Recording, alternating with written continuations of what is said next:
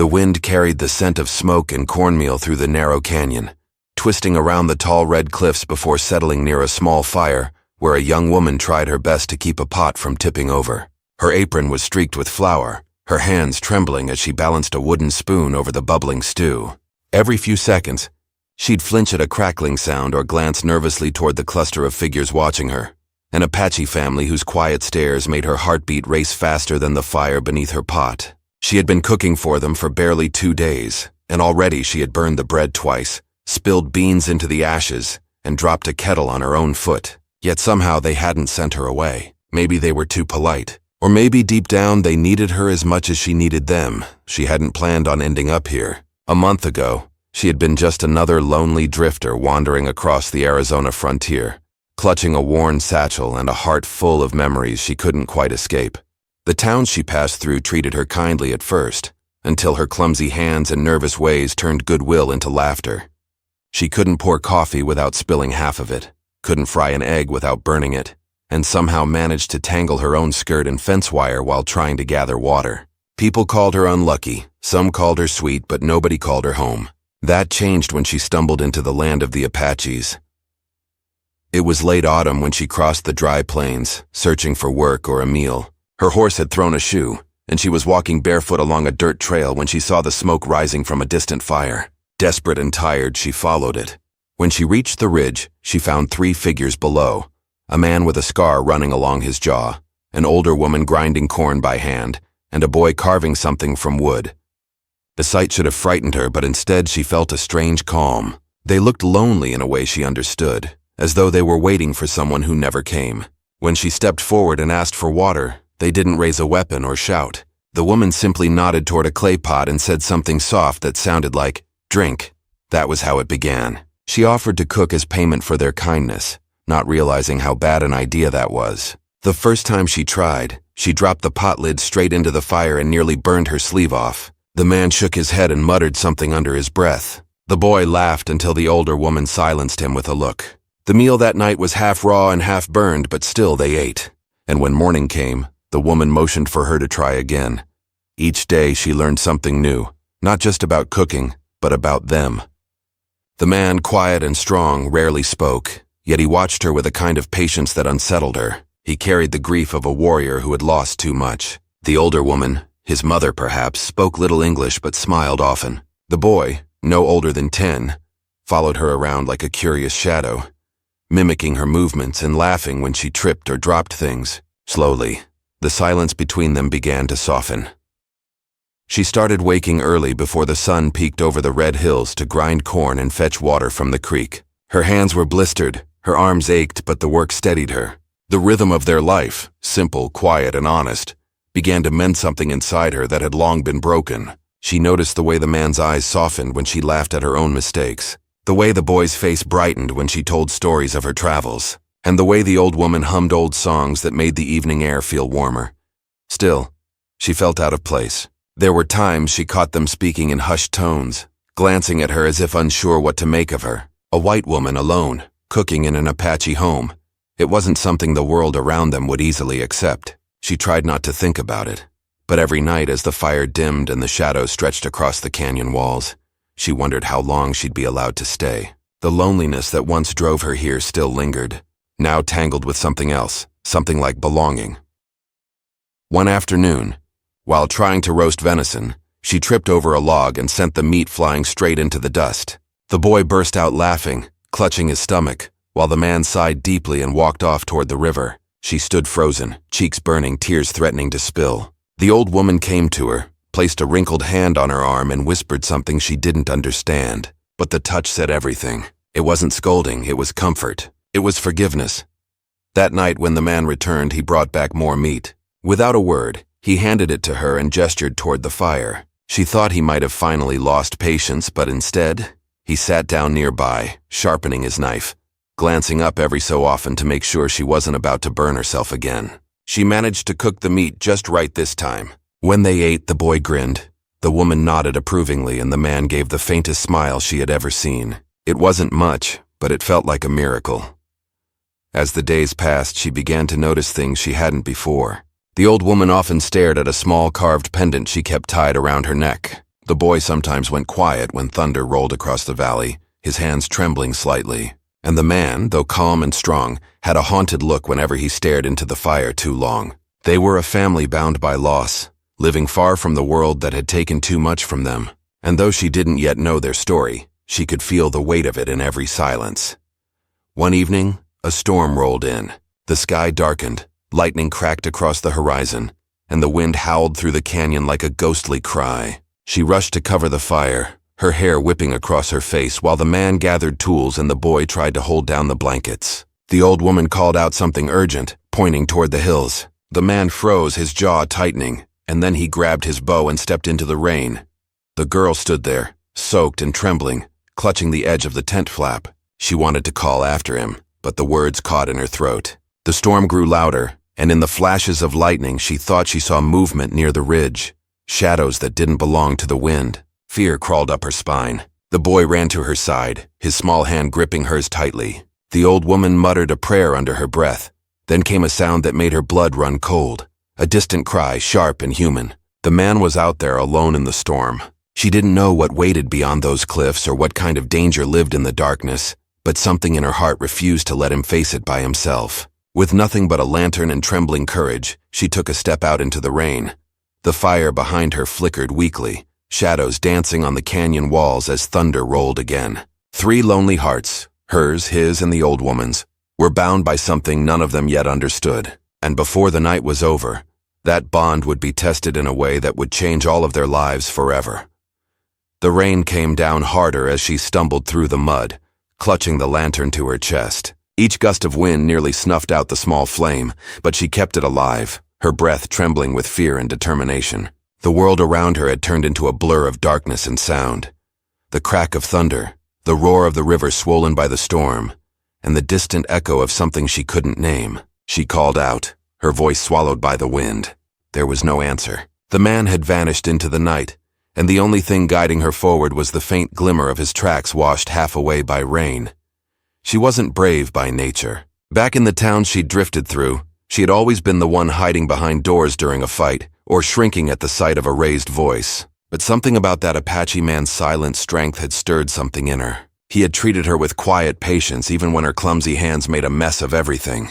That night, when the cry echoed across the valley, it was as if her heart moved before her body could think. She didn't want to lose him.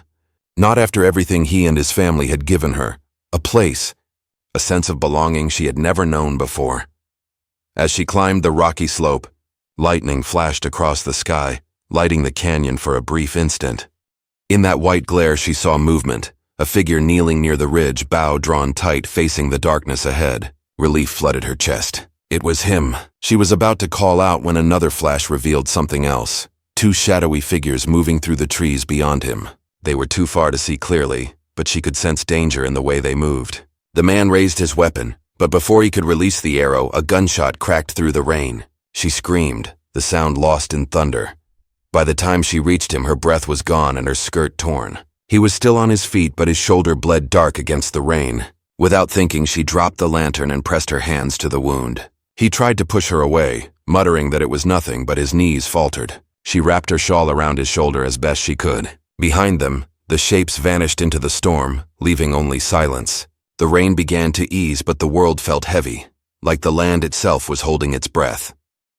When they made it back to the small home, the old woman was waiting by the fire, her face pale in the flickering light. The boy ran to them, crying out in his language. The man said something back through gritted teeth, short and calm, before sinking to the ground. The girl tried to help, but the old woman gently took over, washing the wound with herbal water that smelled of sage and smoke. She moved with practiced care, her hands steady, her eyes full of quiet sorrow. The girl sat close, her heart pounding as she watched. The boy clung to her arm, wide-eyed and trembling. Later, when the man had fallen asleep, the old woman turned to the girl and said a few words in broken English. "Bad men," she said, touching her chest. "They come before. Take food, hurt people. He fight them. Again." She shook her head, her voice barely more than a whisper. "No peace." The girl didn't sleep that night. She sat by the dying fire, staring at the shadows moving on the walls. Her thoughts wandered through the story she had just heard, imagining what kind of pain this family carried. Out here, far from the towns and soldiers, the Apaches lived in constant fear of raiders, White men, bandits, or even rival tribes who came to steal what little they had. And now somehow she was part of that fragile world. She had come here with nothing, and suddenly she was entangled in a life that was both foreign and strangely familiar. By morning, the storm had passed, leaving the ground soaked and the sky clear. The air smelled of wet cedar and ashes. The man sat outside, his shoulder bandaged, sharpening his knife as if nothing had happened. When she approached, he looked up but didn't speak. His silence wasn't cold. It was more like a language of its own. He didn't need to explain the dangers they faced. She already understood. The boy followed her as she fetched water from the creek. He tried to teach her words in his tongue, names of things small and simple. She repeated them clumsily, and he laughed when she mispronounced them. His laughter was like sunlight after a storm. She found herself smiling too, realizing that despite the fear of the night before, something good was beginning to grow between them. Over the next few days, the rhythm of their lives returned, though a quiet unease lingered in the air. The man went out at dawn to check the traps and guard the nearby ridge. The old woman sang low songs as she ground herbs and dried meat. The boy carved small wooden animals, handing them to her with a grin whenever she burned the bread or dropped a spoon. She started to get better at cooking, learning from watching the old woman's hands. Her food was still imperfect, but at least now it was edible. One evening, as the firelight painted their faces gold, she asked the man softly, "Who were they?" He didn't answer right away. He looked toward the hills, eyes distant, before finally saying, "Men from town. They take what they want," that was all. But the bitterness in his tone said everything she needed to know. It made her wonder about her own past, the faces she'd left behind, the people who never wanted her to stay. She wasn't much different from this family after all. She too had been driven by loss, by the need to start over somewhere no one knew her name. Maybe that was why she felt such a strange connection to them, even though they came from two worlds that were never meant to meet. The old woman seemed to sense that connection. Sometimes she would watch the girl quietly, then nod to herself, as if recognizing something long forgotten. Once, while the girl kneaded dough, the old woman reached out and brushed her hair back, murmuring a word that sounded like "daughter." The girl froze, tears pricking her eyes. It had been years since anyone had touched her with such tenderness. But not all moments were peaceful. One afternoon, while gathering herbs near the edge of the canyon, she found a set of boot tracks, fresh and deep in the mud. They weren't Apache moccasins. Someone had been there recently. She ran back to the camp, heart pounding. The man's face hardened when she told him. He picked up his bow without a word and disappeared into the trees. The boy stared at her with wide eyes, as if sensing something terrible was about to happen. Night fell, but the man didn't return. The old woman stoked the fire and whispered prayers, the boy sitting close beside her. The girl couldn't sit still. Every sound outside made her jump, the hoot of an owl, the rustle of branches, the distant cry of a coyote. Hours passed. Then from the darkness came the faint sound of footsteps. She reached for the lantern, but before she could lift it, a shadow appeared in the doorway. It was him. But he wasn't alone. Two men followed behind, their faces hidden under wide hats, guns glinting in the firelight. One of them shoved the Apache man forward, shouting something in a rough voice. The girl froze. The boy gasped. The old woman's hands began to shake. "Thought we'd find you here," one of the strangers sneered. "Didn't figure you'd be keeping company with white folks, though." His eyes landed on her, cold and mocking. "Ain't you far from home, miss?" The man tried to speak, but the stranger hit him across the mouth with the barrel of his gun. The boy lunged forward, shouting, but the girl grabbed him before he could move. The air felt like it was choking her. The second stranger picked up the pot she had been cooking in and dumped it into the dirt, laughing. "A fine little setup you got here. Shame it's wasted on them." His tone turned cruel. "Maybe we ought to take the woman and the boy back with us. Teach them some manners." Before he could finish, the man rose slowly, blood trickling from his lip. His eyes burned with fury, but he said nothing. The old woman whispered something under her breath, clutching her necklace tight. The girl could barely breathe. The scene before her twisted her stomach, the cruelty, the helplessness, the weight of everything she couldn't fix. For a brief moment, the room went still. Then the man moved like a flash of wind. The gun went off, the fire roared higher, and everything fell into chaos. When the smoke cleared, one of the strangers was gone. The other limped away into the dark. The man knelt, breathing hard, the old woman clutching his shoulder. The boy hid behind the girl, shaking. Outside, thunder rolled again, though the sky was clear. She looked at them, the family that had taken her in, the people she barely knew but already cared for, and she realized this was no longer about clumsiness or cooking or trying to belong. Something far deeper bound them now, something that had been forged in fear, blood, and unspoken love. But the danger wasn't gone, not yet. Somewhere out there in the darkness, the man who escaped was still alive, and he would come back. And when he did, their fragile little world would be tested like never before. The night that followed felt endless.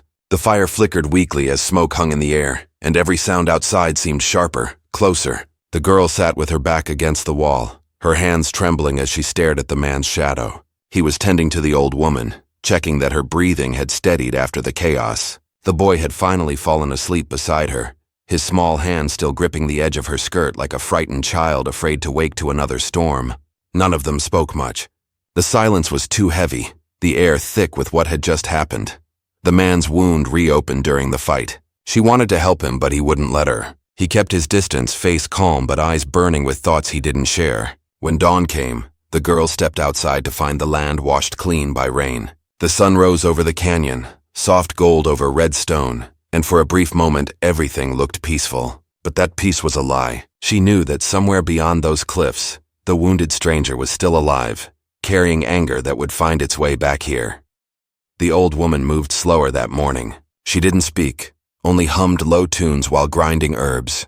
The man packed his bow, knife, and a small pouch of dried meat. The girl asked where he was going, though she already knew. He didn't answer, just pointed toward the ridge where the tracks disappeared. "He'll bring others," he said simply. Then he was gone, leaving her standing by the fire with the boy and the old woman watching the trail fade into the dust. Days passed without his return. The girl tried to keep the routine alive, fetching water, cooking simple meals, cleaning tools, but everything felt off balance. She caught herself glancing toward the horizon every few minutes, hoping to see his tall figure walking back through the sunlight. The boy grew restless too. He'd wander off toward the ridge, pretending to hunt rabbits, though she knew he was looking for signs of his father or uncle. The old woman kept her calm face, but her eyes followed the hills more often than before. On the third night, just as the moon rose full and pale, the girl heard distant hooves. Her heart stopped. She ran outside and saw torchlight flickering between the trees. Too many torches. They were coming. She rushed inside and whispered urgently to the old woman. The older woman didn't panic. She lifted her small wooden box from beneath the floor mat and handed the girl a knife, then motioned toward the back of the hut. "Go creek," she said. "Take boy." The girl hesitated. "What about you?" she whispered. The woman only smiled softly, a sadness in her eyes that broke the girl's heart. "I stay, protect home." There was no time to argue. She grabbed the boy's hand, wrapped him in a blanket, and led him through the back entrance. The sound of horses grew louder now, voices shouting, boots hitting the ground. She could hear the old woman chanting softly as they slipped into the night. The creek was cold and fast, and the stones were slick beneath her feet. She held the boy close, half carrying him as they moved along the bank. When they reached the bend where the trees grew thick, she turned to look back. Firelight flashed in the distance, shouts, a single gunshot, and then silence. Her body went numb. The boy buried his face against her shoulder, shaking. She wanted to go back, to help, but she knew it would be suicide. The old woman had given her a command, and breaking it would only mean losing them all. They hid beneath a ledge until morning. The boy barely spoke. When the first rays of sunlight touched the canyon, the girl climbed out and looked toward the smoke rising in the distance. The hut was gone. A hollow ache filled her chest, heavy and cold. For a moment she thought she saw movement near the ridge, but it was only wind stirring dust. She turned away, knowing they couldn't stay there. The next few days blurred together. They moved along the creek, surviving on what little food she'd carried, and the boy's skill with traps. She found herself relying on him more than she expected. Despite his young age, he knew how to track, how to listen, how to read the land. He barely smiled now, but his quiet courage reminded her of his father. Sometimes, when the sun dipped low and the sky burned red, she would tell him small stories. Tales of towns and trains, of simple people far from war and fear. He would listen silently, eyes fixed on the horizon, as if trying to imagine a world like that.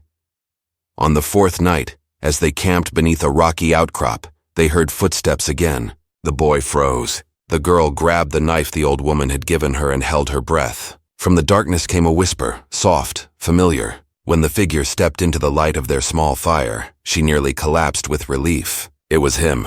He looked exhausted, clothes torn, blood dried along his arm, but his eyes still burned with determination. The boy ran to him, clutching his waist. The man knelt and held him tight. When his gaze rose to the girl, there was gratitude there, though he said nothing. He listened silently as she told him what had happened. The attack, the fire, the old woman's sacrifice. His jaw clenched hard, but he didn't speak. Only when she finished did he look toward the canyon and say in a low voice, "They'll pay for it." The girl wanted to stop him, to beg him not to go, but the words felt useless. She had seen that look before, the same look in soldiers' faces who came back from war, the same look of men who had lost everything except the need to make things right. Instead, she said, "We can't stay here." He nodded. "We won't, but we can't run forever." They followed the creek farther north, through narrow canyons and dry fields where the wind whispered through sage. Along the way, the man found signs, broken branches, ash from campfires, tracks leading west. The men who attacked them weren't far ahead. He moved like a shadow now, scouting ahead while she and the boy waited hidden among rocks. She could see the pain in him, the loss of his mother, the burden of protecting what little family he had left. But she also felt something growing between them, something unspoken yet powerful. At night, when he returned to their small camp, he would sit by the fire, sharpening his knife in silence. The boy would sleep beside them, his head resting on the girl's lap. She would watch the firelight dance on the man's face and wonder what would become of them. She didn't belong to his world, yet every passing day it felt less like she belonged anywhere else. One evening, as they camped near the mouth of the canyon, he handed her a small pouch. Inside were 3 silver coins, worn and dull. "If I don't come back," he said, "take him north. Find the trading post near the river. They'll help." She shook her head. "You can't go alone." He gave her a faint smile. "I've walked alone most of my life." Before she could argue, the boy stirred awake and asked quietly, "You promise come back?" The man's voice softened. "I promise." He touched his son's hair, then disappeared into the dark. The girl sat there long after he was gone, staring into the fire, feeling the emptiness grow around her. The boy leaned against her shoulder, silent and still. The night air felt thick, and somewhere in the distance, a coyote howled, a sound both lonely and haunting. As the hours passed, she thought about everything that had led her here. The day she stumbled into their camp, the laughter, the kindness, the way their broken lives had somehow mended each other's loneliness. Now all that hung in the balance because of men driven by greed and hate. She felt small in the face of it all, yet deep inside, something fierce began to stir. Before dawn, she heard another sound, far off but clear, the crack of a gunshot echoing across the valley. The boy woke, eyes wide. The girl's breath caught in her throat. She wanted to believe it was nothing, but she knew better. The wind carried faint voices, then silence. She stood, clutching the knife tight, staring into the pale horizon. The boy whispered, "He come back." She didn't answer. Her heart pounded in her chest, and every instinct screamed at her to go after him. The first light of morning crept across the rocks, turning them gold and red. Somewhere beyond those ridges, a battle was unfolding that would decide all their fates. And as she took the boy's hand and started walking toward the sound, she knew the story of their hearts.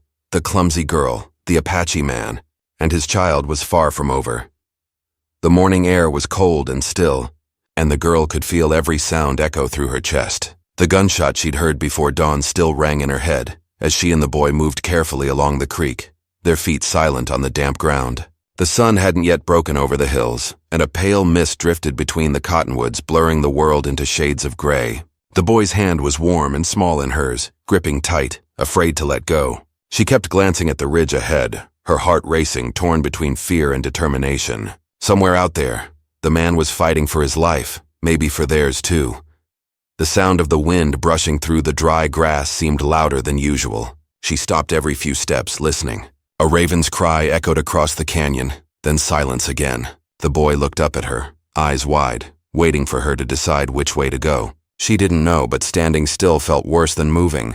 She motioned for him to stay low, as they followed a narrow trail that wound between boulders. Her skirt caught on thorns, her boots sank in mud, but she didn't stop. Every sense was alert, every heartbeat heavy with dread. When they reached the top of the ridge, she crouched behind a fallen tree and looked down. Smoke curled faintly from a campfire below. Through the haze, she saw movement. 2 men near the fire, both armed, their voices rough and mocking. One was the same man who had fled their cabin that night.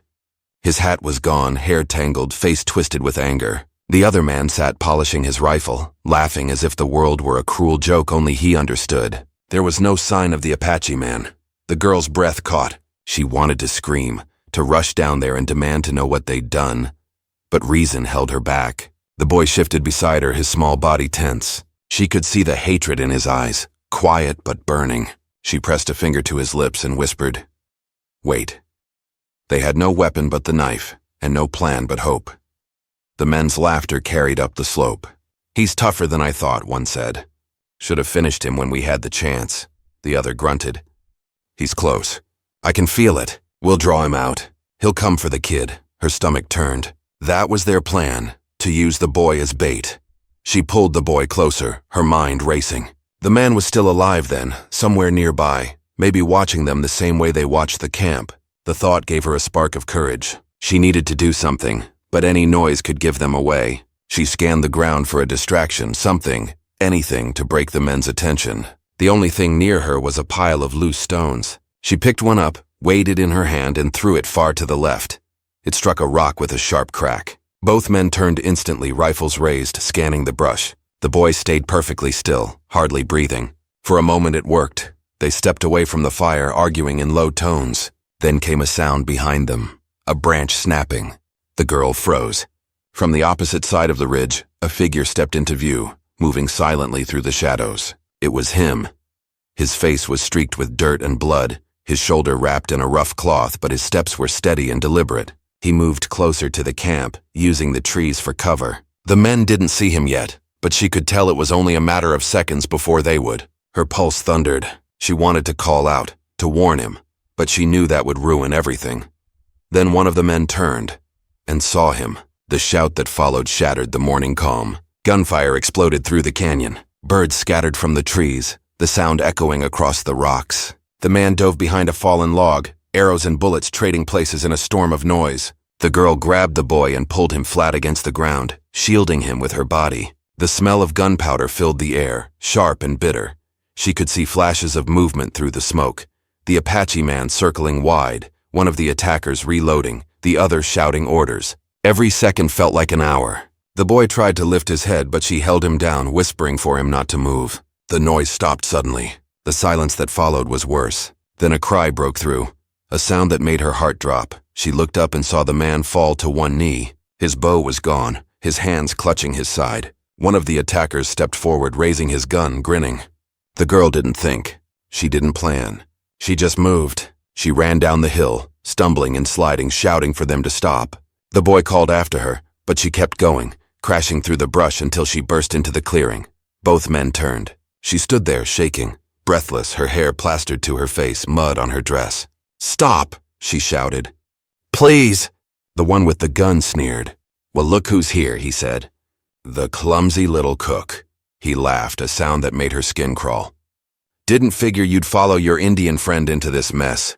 She ignored him and dropped to her knees beside the Apache man, pressing her hands against his wound. "Don't move," she whispered. His eyes met hers. Pain, anger, but also something deeper, something like disbelief that she'd come back for him. The gunman lowered his rifle, amused. "Ain't that sweet," he said. "Maybe I'll save you both some trouble." He cocked the hammer. The sound was deafening in the still air. The girl froze, her hands slick with blood, the world spinning around her. Then the boy's voice cut through the air, high and fierce. He had followed her down. Before anyone could stop him, he hurled a stone straight at the man's head. It hit hard enough to make him stumble. The girl grabbed the fallen rifle and pointed it without thinking. Her hands shook so badly she could barely keep aim. "Leave us," she said, her voice trembling. "Now!" The man laughed again, but there was hesitation in his eyes. Before he could answer, an arrow hissed through the air and buried itself in his shoulder. He screamed, dropping the weapon. The other attacker cursed and fired into the trees, but no one was there. Panic broke them. Within moments, both men fled into the brush, their curses fading into the distance. The girl dropped the rifle, shaking all over. The boy ran to her, throwing his arms around her waist, crying into her torn dress. The Apache man lay half-conscious beside them, breathing hard. She pressed her hands to his wound again, desperate to stop the bleeding. He reached up weakly, touching her wrist, trying to speak. "You shouldn't have come," he whispered. She shook her head, tears spilling down her cheeks. "I wasn't going to let you die alone." The boy knelt beside his father, his small hands trembling as he wiped dirt from his face. The man's eyes softened and he said something in Apache that the girl didn't understand, but she could feel the weight of it. The tenderness, the fear, the pride. She looked around, scanning the trees for movement. The forest was quiet now, but she knew this wasn't over. The men who ran would come back, maybe with more. The sun was climbing higher, burning away the mist. She tore strips from her skirt to bind his wound tighter. "We have to move," she said softly. "We can't stay here." He didn't answer, but his eyes met hers again, full of the same silent strength she'd seen the first day she met him. They began the slow climb out of the canyon, each step harder than the last. The man leaned heavily on her shoulder, the boy walking ahead with the knife clutched in his hand. The heat grew stronger, the air thick with dust. Her arms ached, her legs trembled, but she didn't stop. Every rustle in the brush made her flinch, every echo in the distance made her heart pound. By the time they reached the upper ridge, the sky had turned deep gold. The land stretched endless before them, miles of desert, redstone, and dry brush. There was nowhere safe, nowhere to hide for long. The man sank to his knees, exhausted, and the boy tried to help lift him. The girl looked out toward the horizon, her mind racing for a plan. Somewhere far ahead was the trading post he had mentioned, the place where help might still exist. But before she could say a word, a sharp sound cracked across the air, the same terrible echo she had heard that morning. A bullet struck the rock beside her, shattering it. She dropped down, pulling the boy with her. The man looked up, his face hardening as figures appeared at the edge of the ridge. The men had found them again. The wind picked up, carrying the smell of dust and gunpowder. The girl's hands shook as she reached for the fallen rifle. The boy clung to her arm, whispering something she couldn't hear over the pounding of her heart. The Apache man forced himself upright, grabbing his knife despite his pain. The attackers were closing in now, shouting, spreading out through the rocks. There was nowhere left to run. The girl looked at the man, then at the boy, realizing that this was it, the moment everything had been leading toward, the place where love, fear, and fate would finally collide. The wind howled across the canyon as the first shot fired, and everything around them erupted into chaos once more. The first gunshot tore through the air like thunder. Dust leapt from the rocks, the echo bouncing through the canyon. The girl hit the ground, pulling the boy close, her heart hammering so hard it hurt. The Apache man crouched beside them, his jaw tight, his breath ragged. Blood seeped through his bandage again, but his eyes were sharp and focused. He scanned the ridgeline where the men were moving, their rifles flashing in the sunlight. There were 3 of them now, the ones who had run and one more who had joined.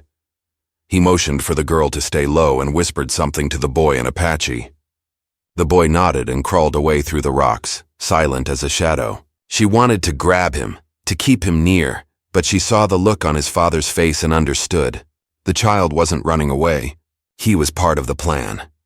Another shot rang out, hitting the dirt inches from her hand. She flinched and grabbed the rifle, checking if it still worked. Her hands trembled, but she forced herself to breathe slow. The Apache man pointed toward the side of the ridge and began to move, crouched low, every step steady. She followed, her body shaking, her mind clinging to one thought. If they stopped moving, they'd die. The air filled with gunfire again. Rocks split, sand sprayed, and smoke burned her eyes. She stumbled behind a boulder and caught sight of the boy creeping around behind the attackers. He had the knife gripped tight, his face pale but determined.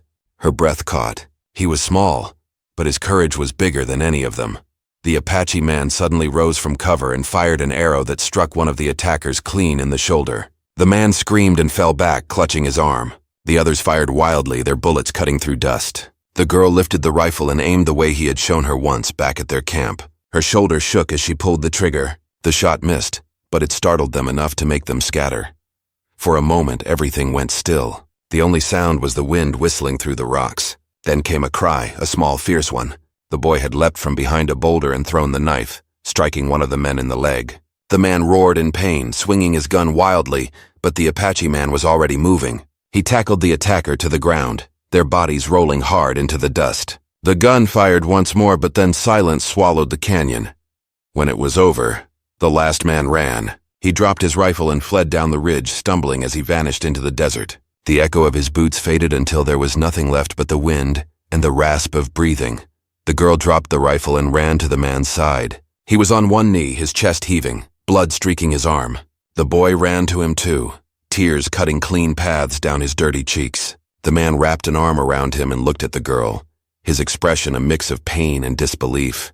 For the first time since she'd met him, he smiled fully, not faint, not cautious, but real. They stayed there a long while, too tired to move, surrounded by the smell of smoke and earth. The sun began to sink low, staining the canyon walls with gold. The girl helped him up, her hands steady despite everything, and together they climbed down from the ridge. Every step felt heavy, but the silence between them was full of something deep, relief, sorrow, and an understanding that words could never carry. By nightfall, they reached the creek again. The water glimmered under the moonlight, calm and clear, as if the land itself had decided to rest. The girl built a small fire and boiled water with herbs the old woman had once taught her to use. The boy sat close to his father, head resting on his shoulder, his eyes half closed. The man's strength was fading fast, but there was peace in his face now. She cleaned his wound carefully, whispering that he had to hold on, that they would make it to the trading post tomorrow. He didn't answer at first, just watched her with tired eyes. Finally, he said, "You saved us." She shook her head. "No, we saved each other." The boy smiled faintly at that, his small hand finding hers. For the first time since she'd arrived at their home, she felt like she truly belonged. Not as a stranger, not as someone passing through, but as part of something worth protecting. The loneliness that had chased her across the plains had finally quieted. When dawn came, the desert was silent. The man was weak but still alive. The worst of the bleeding stopped. Together, they set out again, following the trail that would lead north. The journey was slow, the sun hot, but each mile carried them farther from the shadow of violence. They crossed shallow streams, past clusters of cacti blooming in the morning light, and shared what little food they had left. At last, by the third day, the trading post appeared on the horizon, a cluster of wooden buildings surrounded by wagons and smoke. The sight made her knees weak. They were greeted by a kind-faced trader who took them in, gave them food and bandages, and promised to send word to nearby settlers. The man rested in a corner, his wound cleaned properly for the first time. The boy sat beside him, carving a small wooden figure from a piece of scrap wood, shaping it slowly, carefully, as his father had taught him. The girl helped around the post, cooking and cleaning, her clumsy ways replaced by calm hands that finally knew their purpose. The people there soon grew fond of her. They called her the cook who came from the canyons, and she only smiled, keeping the real story tucked safely in her heart. Weeks passed before the Apache man could walk without pain. When he finally stood tall again, he looked out across the horizon with a distant gaze, the kind of look that belonged to someone who had seen both cruelty and kindness in equal measure. He turned to her, his voice quiet. "You can stay here. You have friends now." She didn't know what to say. Part of her wanted to stay, safe, settled, but another part couldn't imagine life without them. The boy ran up then, holding the small wooden carving he'd finished. It was a figure of her, holding a spoon and smiling. He pressed it into her palm. "You belong with us," he said softly. Tears filled her eyes. She looked at the man and he nodded once. That was enough. So she went with them when they left the trading post, heading toward the highlands where his people lived. Life there was different, quieter and harder, but it was real. She cooked every day by the fire, and though she still burned things now and then, no one laughed anymore. The boy grew taller, faster, and learned to hunt like his father. The man healed, though the scars stayed, a reminder of everything they had survived together. Sometimes, on calm evenings, the three of them would sit by the fire, watching the sky turn violet and red. The boy would tell stories now, and she would listen with a smile, her hands busy shaping bread or stirring stew. Every once in a while, when she looked at the man, their eyes would meet, and no words were needed. They both knew what they had found out there in the dust and danger, something stronger than fear, something that healed three lonely hearts that had once lived worlds apart. Seasons passed. The land around them changed, but their small home remained the same, a place built on courage, kindness, and quiet love. Travelers sometimes stopped by, drawn by the smell of her cooking or the warmth of their fire. They would listen to their story, not as a tale of battle or hardship, but as one of healing and belonging. And when the girl looked at them, she always smiled and said, "Sometimes, all it takes to change a life is a meal shared with strangers."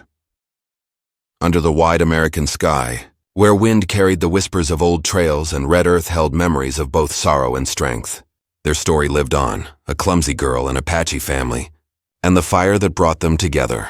It wasn't a tale of perfection, but of survival, forgiveness, and the simple truth that even the most broken hearts can find a way to heal when given warmth, kindness, and a reason to stay.